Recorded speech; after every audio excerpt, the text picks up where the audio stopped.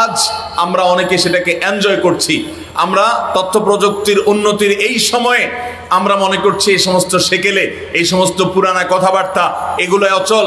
মনে রাখবেন, আজ সামুদ জাতির এখনো পর্যন্ত ধ্বংসাবশেষ পৃথিবীতে আছে। আমার নিজের সে সমস্ত জায়গা যাওয়ার সৌভাগ্য হয়েছে। সে সমস্ত জায়গা দিয়ে যাওয়ার সময় দেখা যায় সৌদি আরবের আল ওলা শহরে কিছুটা আছে, জর্ডানে কিছুটা আছে।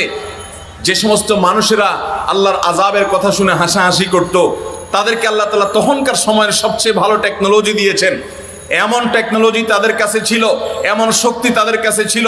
কোরআনে আল্লাহ তাআলা আয়াত নাজিল করেছেন, ইরামা যাতিল ইমাদ আল্লাতী লাম ইখলাক মিসলুহা ফিল বিলাদ। তাদের মতো এত শক্তিশালী, তাদের মতো এত সুঠাম দেহের অধিকারী, তাদের মতো তাদের মতো নির্মাণ শিল্প রপ্তকারী পৃথিবীতে এর আগে কেউ ছিল না। আপনি যদি আল ওলায় যান, আপনি যদি মাদায়েন সালেহ যান, আপনি যদি জর্ডানে যান, আপনি দেখতে পারবেন কোরআনের এই আয়াতের বাস্তবতা। বিশাল বড় পাহাড়, গোটা পাহাড় কেটে একটা মূর্তি বানিয়ে ফেলা হয়েছে। একটা পাহাড়, একটা শহর, তার ভেতরে ঘর বাড়ি সবকিছু পাহাড় কেটে কেটে। পাহাড় কাটার মেশিন তখন ছিল না, বিদ্যুৎ তখন ছিল না, মোটর তখন ছিল না, কিন্তু তারা করেছে। আল্লাহ রাব্বুল আলামিন তাদের সে শক্তিমত্তার কথা বলেছেন। তাদের হাতে অনেক টেকনোলজি তখন ছিল। এখনকার মানুষ যেরকম এখনকার টেকনোলজি নিয়ে আমরা গর্ব করি, তখন তাদেরটা নিয়ে তারা গর্ব করত। আজ থেকে আবার 500-1000 বছর পরে যারা আসবেন দুনিয়াতে, যদি দুনিয়া থাকে, তখনকার প্রজন্ম তাদের টেকনোলজি নিয়ে গর্ব করবে, আমাদেরটাকে পুরাতন সেকেলে মনে করবে, ওল্ড এবং পিছিয়ে পড়া মনে করবে। ঠিক একইভাবে আজ সামুদ জাতি তারাও এরকম মনে করেছিল। যখন আল্লাহর নবী হুদ আলাইহিস সালাম, আল্লাহ নবী সালেহ আলাইহিস সালাম তাদেরকে আল্লাহর আযাবের ভয় দেখাচ্ছিল, তারা ঠাট্টা করছিল, হাসি তামাশা করছিল, যারে আবার কিসের ভয় দেখা। শক্ত পাহাড় কেটে আমরা সুড়ঙ্গ করে সেখানে বাড়িঘর নির্মাণ করেছি, এবং বিশেষ করে আনমাতিদের কবর এখনো পর্যন্ত সে সমস্ত জায়গায় আছে। সেসব কবরগুলো দেখারও সুযোগ আমার হয়েছে। সে সমস্ত জায়গায় আপনি ইউটিউবেও দেখবেন, ভিডিওগুলো আছে। সেখানে শত শত হাজার বছর আগে, কত হাজার বছর আগে সেটা একমাত্র আল্লাহ ভালো জানেন। শুধু আনমাতিদের ইতিহাস কাটলে দেখা যায় ঈসা আলাইহিস সালামের 2000 বছর আগে গত হয়ে যাওয়ারও আরো অনেক আগে ছিল তারা, আর তাদেরও হাজার বছর আগে ছিল আদ এবং সামুদ জাতি। এই মানুষগুলোর ধ্বংসাবশেষ এখনো পর্যন্ত ওইভাবে আল্লাহ রাব্বুল আলামিন রেখে দিয়েছেন শিক্ষা গ্রহণ করবার জন্য। তারা বহু দম্ভ করেছে পৃথিবীতে, বহু অহংকার করেছিল, তাদের টেকনোলজি নিয়ে তারা অনেক গর্ব করেছে। ভাইরা আমার, সেই গর্ব আল্লাহ রাব্বুল আলামিন মুহূর্তের মধ্যে সামান্য একটু প্রাকৃতিক দুর্যোগ, যেটাকে আমরা বলি আল্লাহর গজবের আকার দিয়ে, সেটাকে ধুলার সাথে মিশিয়ে দিয়ে কিয়ামত পর্যন্ত আগত মানুষের কাছে শিক্ষা হিসাবে রেখে দিয়েছেন। ফেরাউন আল্লাহ তাআলা তার ভিতরে কিছু অলৌকিকত্ব দিয়েছিল, কিছু পাওয়ার দিয়েছিল। সেও মনে করেছিল যে আমাকে আর ঠেকায় কে।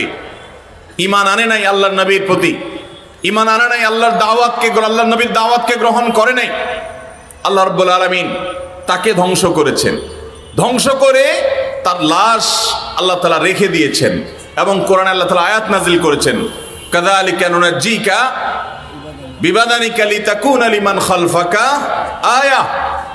ও ফেরাউন, তোমার পরে পৃথিবীতে যারা আসবে তারা যেন তোমার লাশ দেখে শিক্ষা গ্রহণ করে, এই জন্য তোমার লাশকে আমি হেফাজত করব, আল্লাহ কোরআনে ওয়াদা করেছে। এটা পচতে দেওয়া হবে না, যেভাবেই হোক মানুষ এটাকে সংরক্ষণ করতে পারবে, এটা রেখে দেওয়া হবে মানুষের শিক্ষা গ্রহণের জন্য। কিন্তু মানুষ খুব কমই শিক্ষা গ্রহণ করে। মোহতারাম হাজরিন, তাদের সে তথ্য প্রযুক্তি, তাদের সে টেকনোলজি, তাদের যে বিজ্ঞান, তাদের যে শক্তিমত্তা, তাদের যে প্রকৌশল বিদ্যা, এগুলো সবগুলো মুহূর্তের ভিতরে আল্লাহ তাআলা মাটির সাথে মিশিয়ে দিয়েছেন। আল্লাহ তাআলা মানুষকে আল্লাহ যখন সৃষ্টি করেন, একটা মানুষ যখন পৃথিবীতে আসে কত দুর্বল থাকে, বিছানায় শুয়ে থাকে, নিজে পেশাব পায়খানার কথাও বলতে পারে না, ক্ষুধা লাগলেও বলতে পারে না, মনের ভাবটা প্রকাশ করতে পারে না। একটা মশা এটা তাড়ানোর ক্ষমতা থাকে না, দুর্বল থাকে। আল্লাহ রাব্বুল আলামিন এরপর আস্তে আস্তে তাকে শক্তিশালী করেন।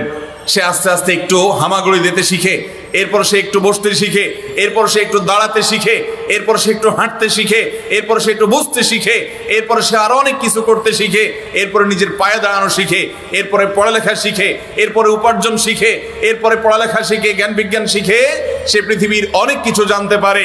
একটা পর্যায়ে সে নিজের রবকে অস্বীকার করে বসে। সে কোথা থেকে কোথায় এসেছে তার ইতিহাস ভুলে যায়, নিজের সৃষ্টিকর্তাকে সে ভুলে যায়, অস্বীকার করে। মানুষ নিমক হারাম।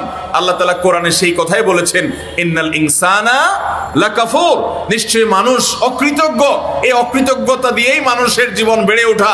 কিন্তু যারা ঈমানদার, যারা আল্লাহর প্রতি বিশ্বাস রাখে, তারা অকৃতজ্ঞ হয় না। তারা শিক্ষা গ্রহণ করে, তারা তালিম হাসিল করে, তারা সেখান থেকে রীতিমতো প্রতিটা নেওয়ার মতো জিনিসকে নিয়ে নেয়।